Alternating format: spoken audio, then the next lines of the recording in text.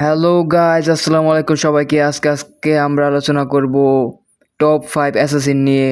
প্রথমে এক নম্বরে আছে স্যাভের। এগুলো ইউজ করা সবচেয়ে সহজ এবং এগুলো দিয়ে আপনি সহজে কিল করতে পারবেন এবং পালিয়ে আসতে পারবেন। অ্যাসাসিনের কাজ হচ্ছে কিল করে পালিয়ে আসা।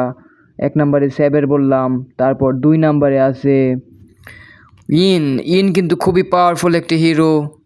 ইন দিয়ে সহজেই কিল করে পালিয়ে আসা যায় স্যাভেরের মতো অনেকটা।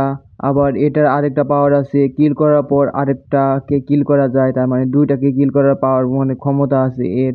এটা কিন্তু খুবই মারাত্মক হিরো।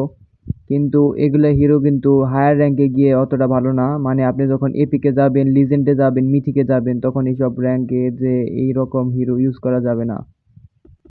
তখন আপনাকে ইউজ করতে হবে একটু কঠিন টাইপের যেসব হিরো আছে, যেরকম ল্যান্সলট, তারপর বেনেডেটা, তারপর আরও অন্যান্য হিরো যেগুলো একটু কষ্ট, জয় একটু কঠিন শিখতে, তারপর গুশন, আমন, এইসব হিরোগুলো একটু হালকা কঠিন শিখতে। তো এইসব হিরোগুলো কিন্তু হায়ার র্যাঙ্কে অনেক ভালো করতে পারবেন। এরপরে আমরা চলে যাই এরপরেরটা আছে নাতালিয়া। এটাও একটি ইজি হিরো। এই হিরোটাও আপনারা প্রথম দিকে ট্রাই করতে পারেন। এই হিরোটা ট্রাই করলে আপনারা প্রথম দিকে র্যাঙ্ক পুশ করতে পারবেন, এপিকে উঠতে পারবেন। কিন্তু এপিকের পর যে কিন্তু এসব হিরো আর ইউজ না করাই ভালো। এপিকের পরে যে ল্যান্সলট, ঘুষন, এসব হিরো শেখা সবচেয়ে বেটার হবে এবং এসব হিরো ইউজ করা সবচেয়ে ভালো হবে।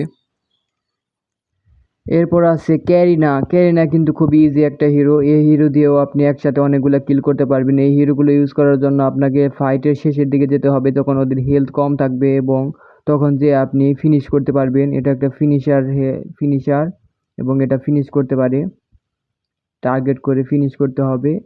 এগুলা অনেকটা ইজি, তবে হায়ার র্যাঙ্কে এতটা ইউজ হয় না এগুলা। তারপর আছে বেনেডেটাও কিন্তু ইজি মোটামুটি।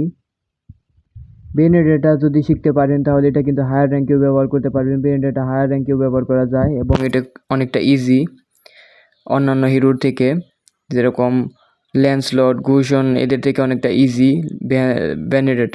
বেনেডেটা ইউজ করা অনেকটা ইজি। এই আজকের ভিডিওটা এখানেই শেষ করছি।